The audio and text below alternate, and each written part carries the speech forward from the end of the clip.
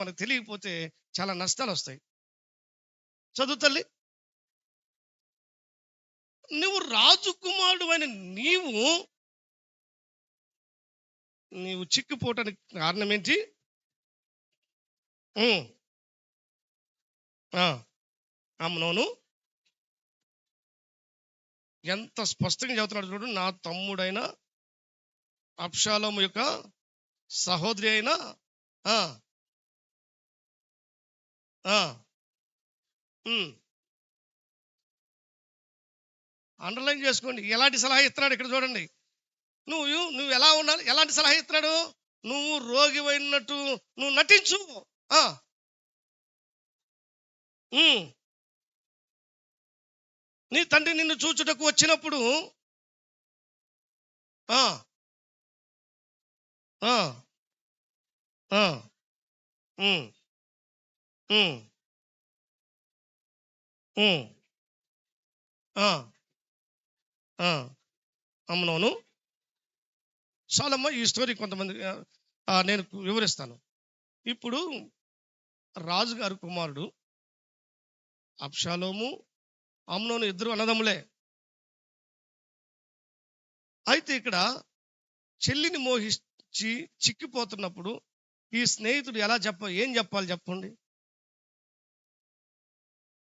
ఏం చెప్పాలి చెప్పు? అరే బుద్ధి లేనోడా, నీ చెల్లెలురా, నీకు జ్ఞానం లేదురా. నీ తండ్రి అయిన దావీదుకి సహాయపడు, రాజ్యాన్ని ఎలా పరిపాలించాలో సహాయపడు, రాజ్యంలో ఏదైనా మంచి పని చేయడానికి ముందుకెళ్ళు అని బుద్ధి చెప్పాలా లేదా? వీడు బహు కపటం గల్లవాడు కదా. కపటం గల్లవాడు మంచి సలహాలు ఇస్తాడా అమ్మా? మంచి కపటం గలవాడు మంచి సలహాలు ఇస్తాడా? ఎవడు? ఎందుకంటే వాడు కపట వేషం. నువ్వు నటించు. కొడుకు బాగలేదంటే ఎవరైనా చూడటానికి తండ్రి వస్తారా? రారా? ఎంత తెలివిగా మాట్లాడుతున్నా చూడండి. కపటం గల వారితో సాంగత్యం చేయొద్దు. పాపం చేయడానికి ప్రోత్సహిస్తున్నాడు ఈ దౌర్భాగ్యుడు.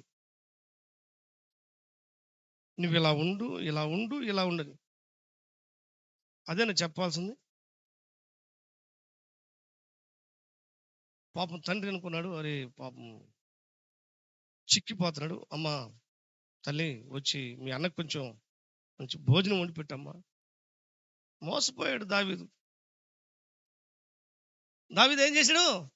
మోసపోయాడు. అంటే కుమారుడు మీద ఉన్నటువంటి ప్రేమ. వీడు వీడు తప్పుడు వేషం వేసాడని తెలియదు కదా, దొంగ నటన వేసాడని తెలియదు కదా, తప్పుడు సలహా తీసుకున్నాడని తెలియదు కదా, ఎలాంటి వారితో సహవాసం చేస్తున్నాడో తెలియదు కదా దావీదుకి, తండ్రికి. అలాంటి తప్పుడు సలహా తీసుకొని తన చెల్లిని చెరిపేశాడండి. ఆఫ్టర్ 2 సంవత్సరాల తర్వాత ఏం జరిగిందో చూడండి. 13వ అధ్యాయం 23వ వచనము చదువుదామా? ఎన్ని సంవత్సరాలు? 2 సంవత్సరములు అయిన తర్వాత ఆ, ఉమ్, ఆ, ఆ, ఆ, చిత్తగించము. ఆ, ఆ, నీవును ఆ, ఆ, రాజు నా కుమారుడా. ఆ, ఆ, ఆ, ఉమ్, ఉమ్. అయితే ఆ, ఆ, ఆ, ఇది చాలా జాగ్రత్తగా పెట్టుకోండి. నీవు రాకపోయిన ఎడల నా అన్నయ్యగు అమ్నోను 27వ వచనం చదువుదామా? అతన్ని బతిమలాడినందున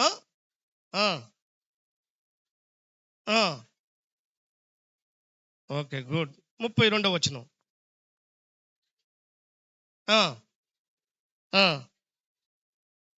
యెహోనాదాబు దీన్ని చూసి ఆ, ఆ, ఆ, అమ్నోను మాత్రమే మరణమాయను. అమ్నోను ఎవరు? ఎవరి చెల్లిని? అబ్షాలోము మనసులో అది పడిపోయింది. నా చెల్లిని ఇతడు చెరిపాడు. ఎప్పుడు విత్తనం వేశాడు? 2 సంవత్సరాల క్రితం.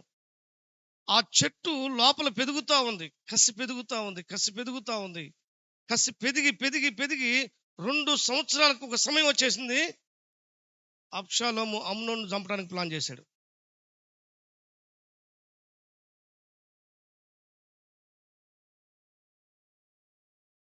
నా భాష మీకు అర్థమవుతుంది అనుకుంటాను. అబ్షాలోము ఎవరిని చంపడానికి? అమ్నోను చంపడానికి.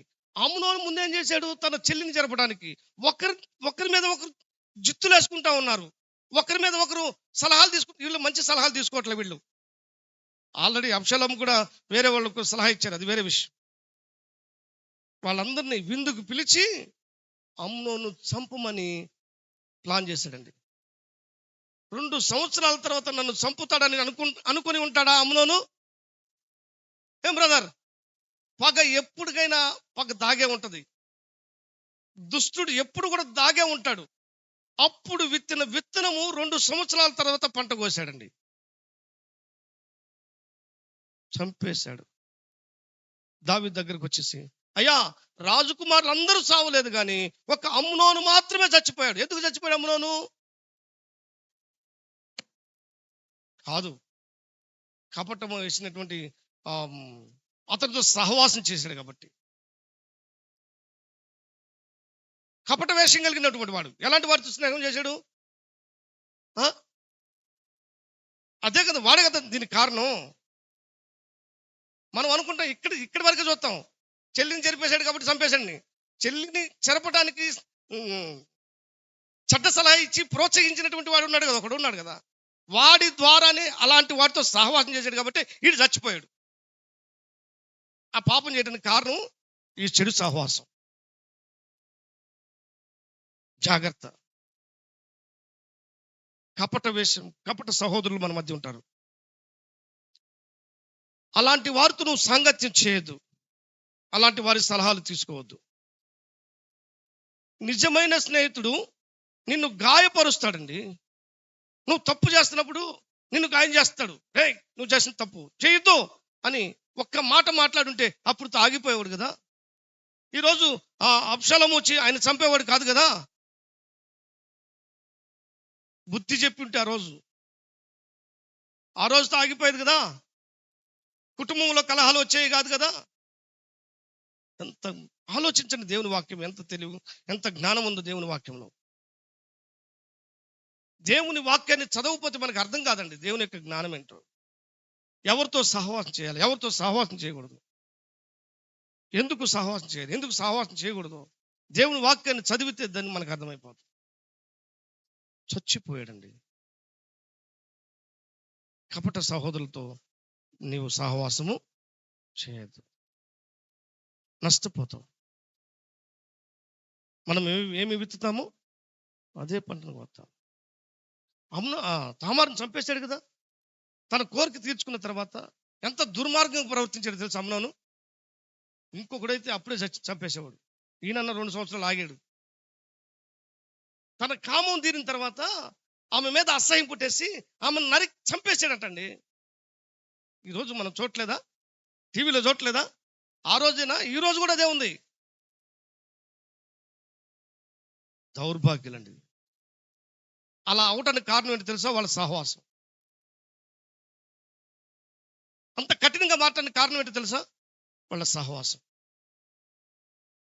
అన్యం పుణ్యం ఎరగని, మంచేదో తెలియని 16, 17, 18 సంవత్సరాల వయసు కలిగినటువంటి యవ్వనస్తులు ఈరోజు సినిమాలు, స్నేహాలు వీటి వల్ల చూసి చెడిపోతున్నారండి.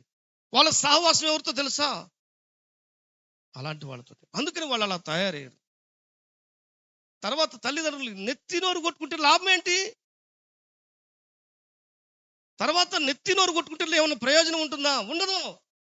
అందుకనే మనము ఎవరితో సహవాసం చేయాలి? మన పిల్లల్ని ఎవరితో సహవాసం చేయాలి? గద్దించాలి, బుద్ధి చెప్పాలి. వినకపోతే నీవు నేనేం చేయడం? వాళ్ళ కొరకు వేకునే లేచి ప్రార్థన చేయడం తప్ప.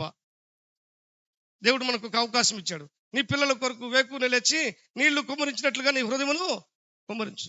హల్లెలూయా. నీ పిల్లవాడిని నువ్వు కంట్రోల్ చేయవు. నీ ముందు నటించవచ్చు, నా ముందు నటించవచ్చు నా పిల్లవాడు, నీ ముందు నటించవచ్చు నీ కుమార్తె. అబ్బా నా కుమార్తె చాలా మంచిదని నువ్వు అనుకోవచ్చు, అబ్బా నా కుమారుడు చాలా మంచివాడు అనుకోవచ్చు. బయటకు పోయి వాడు సహవాసం ఆడుతాడు. అన్ని ఫోన్కి లాక్లే. ఫోన్ బయటకు పోకుండా స్క్రీన్ లాక్ పెట్టుకో చాలు. ఎందుకంటే టచ్ అయ్యి ఫోన్ పోతుందని దానికి లాక్ పెట్టుకో. ప్రతి దానికి ఇన్స్టాగ్రామ్కి లాకే, ఫేస్బుక్కి లాకే, వాట్సాప్కి లాకే, అన్ని లాకులే. ఎందుకు? దొంగ.